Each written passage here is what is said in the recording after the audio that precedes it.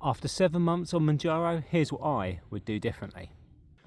Now, there's not actually a huge amount I'd do differently, but there are some points. So I'm not like trying to trick you or anything, but I'm happy with the amount of weight I've lost.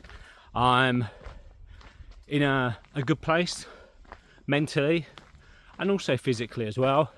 But looking back on those past 7 months, there's some things that I'm doing now that I wish I'd started sooner. There's some stuff that I haven't done and I know I should do, but I haven't even started that yet. But here are my points of what I would like to have done or feel I should have done a lot earlier. In no discernible order, here we go.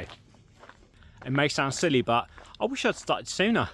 I started in November 2024 and I've been doing research for a while. I'd seen lots of information about Manjaro and what it could do, and obviously I'd previously had years and years of issues with my weight, of doing diets, losing a bit of weight, putting it back on, basically feeling crap about myself a lot of the time, and like Manjaro has been amazing for me. So I wish I'd started earlier, but also I'm happy that I just did it and I got on the boat and took Manjaro, which has helped me progress and do something that I wasn't able to do before, or I was able to do, but it caused a lot of stress and anxiety through having to diet when you're constantly hungry. So Manjaro and its ability to stop food noise has been massive for me. So if you're thinking about starting Manjaro, even wondering about it, then like, I'm not a medical professional, but I'm like, yeah, go for it, do it. So even if you're on the fence about it and you're not quite sure, I'd say try it for a month. You can get a discount code generally for that first month. So the first month's a lot cheaper, and see how it goes. That's what I thought I'd do. I thought, I'll give it a go, because it is money. It does cost money, but I gave it a go and I'm happy, and I wish I'd started sooner, but I'm also happy that I started when I did, and I'm not still umming and ahhing about whether I should start taking Manjaro or not. Manjaro is not cheating. I had those thoughts that if I did do Manjaro, if I started taking drugs to help my weight, was I a failure? I should probably just muck in and try and do it the traditional way. Except that it's not the case. There are medical issues why not all people, but some people find it hard to lose weight. For me, it was the food noise and just being hungry all the time. I exercised a lot.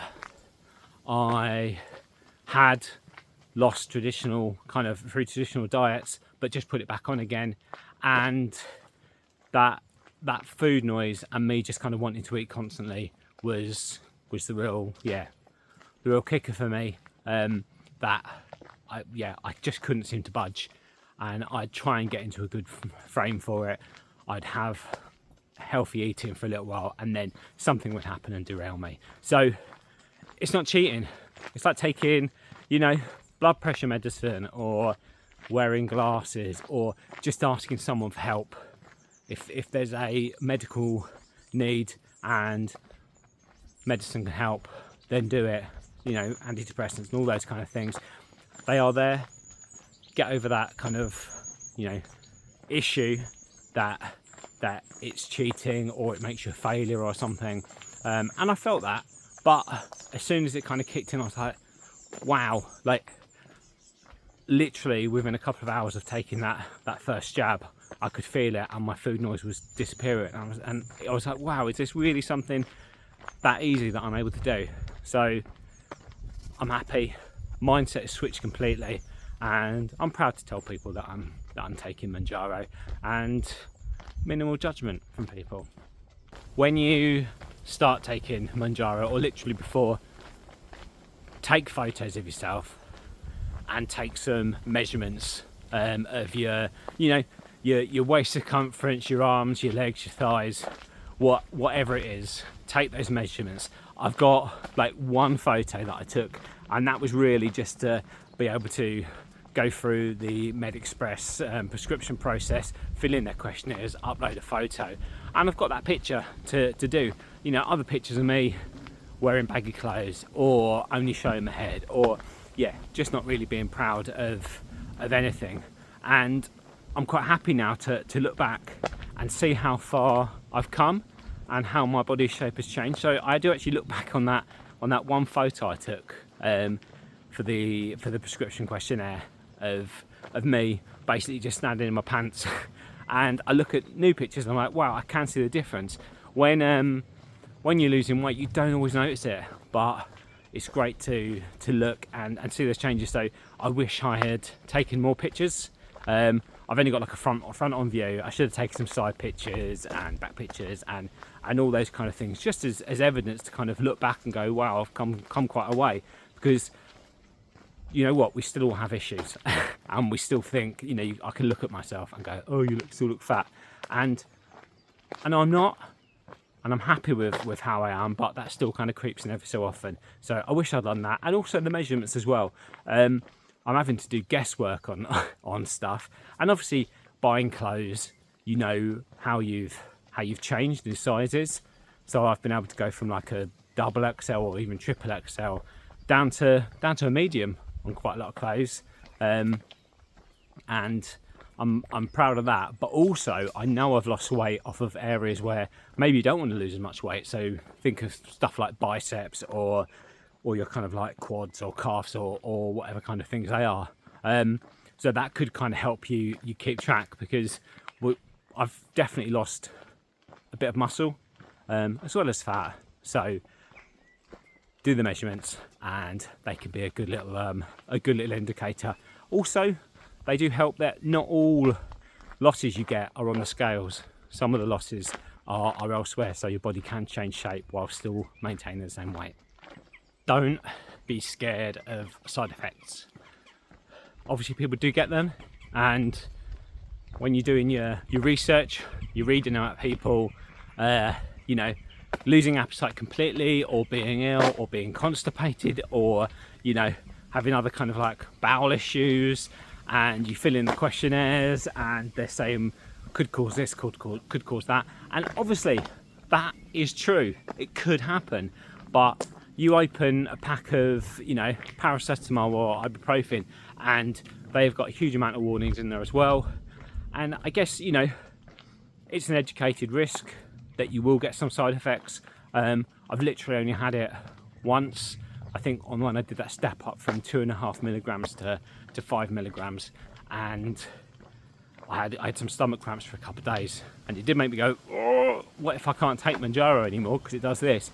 But it died down. So don't worry about the side effects, because you could get them but you might not, and longer term, yeah, it's well worth it. Obviously if you're getting issues for longer, then do consult your GP, do kind of get back to them about it all. But also understand that some side effects aren't from Manjaro. So I was getting quite cold quite quickly, especially over winter. I started in that November time, so I had quite a few winter months at the beginning, and I was getting really cold, and I was like, is it Manjaro? And I'm doing all my Googling, and other people are getting it, and I'm like, maybe it is Manjaro, but also I'm on a calorie deficit diet, so I'm literally haven't got the same amount of energy in me. So that's one thing, that my body's not creating that extra, you know, it's kind of conserving a lot of stuff. But also I am losing weight, so I've literally got less fatty padding on me to keep me warm. So there's side effects like that. I was getting fatigued as well. Again, I'm eating less food. I haven't got those huge amounts of energy that I had because I was eating all the time. So that's another kind of side effect that people may mention, or you may think is a side effect, but actually it's hand in hand with going on the kind of diet. When you lose a large amount of weight, it's not just fat you're losing, you are going to lose muscle. So my next tip is that you do strength training to try and slow down that muscle loss, or even build muscle. I've known about this the whole time. I've banged on about it in my previous videos. Have I done it? No, because I just haven't found the time to do it, or the inclination to do it, or there's been other things that I wanted to focus on, but I really should have. So looking back, this is probably one of the biggies that I should have done. I've started doing it weirdly through doing more gardening and then upper body exercises rather than just running, and I've noticed an improvement. It really didn't take too much to get that going. So what I would have done is factor in some weight training, and that could just be using your own weight, doing some press ups or some push ups, even just using resistance bands to help do it. So you don't need a lot of equipment. You can simply spend 10 quid on Amazon and buy some resistance bands and do exercises. You don't need all the gym equipment, you don't need free weights, or do something manual with your upper body that is going to help out. So that's something I haven't done. I started doing it and it has helped, but you will notice you're losing muscle simply being on that calorie deficit. Finally, the one thing that I really should have done sooner and still haven't done is understand where my reliance on food comes from, that emotional tie into it. Manjaro has been great in suppressing my urges for food, but I can't kid myself that they've gone, or that my emotional reliance on food as a support mechanism has shifted away. What happens if I stop taking Manjaro? Guaranteed that's all going to come back. It's suppressed at the moment, but what am I going to do? What am I going to use to replace food in that system? Or how am I going to be able to understand why I do those kind of things? Probably it comes down to getting some therapy, or talking to someone about it, but I haven't done that yet. I'm kind of a bit reticent to ask for help in those kind of ways, but I think in the same way that I've accepted medical help to help control my food hunger and those food noises and help me lose weight, I probably need to have a little bit of think about what's going up there and why I turn to food when I am emotional, if I'm upset, if I'm angry, if I'm tired or I'm depressed. Food is there, and I know it doesn't help, but it kind of fills a hole for me for a little while, and then basically it goes around in a cycle and I feel terrible again. So then about eating more food and being overweight, and then it makes me want to eat more, and it's just a bit of a horrible downward spiral. So probably getting some therapy is the way to go. And I guess if the sooner I start that, then I've got a knowledge of where I'm going, that kind of onward plan about Manjaro if I decide to come off it. But also it's going to give me time to work on that. Nothing is instant, nothing's a quick solution. So I've got to understand that I need more help. I need more help up here for what's going on around here as well. And that's the final thing that I'd probably say I should do differently. So hopefully you've found these tips helpful. If you're currently wondering about Manjaro and how it can help, then do all the things you're going to do, and then try and do these tips that I've said about as well.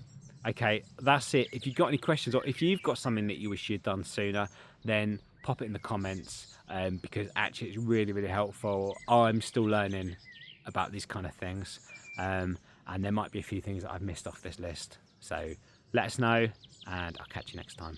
Bye.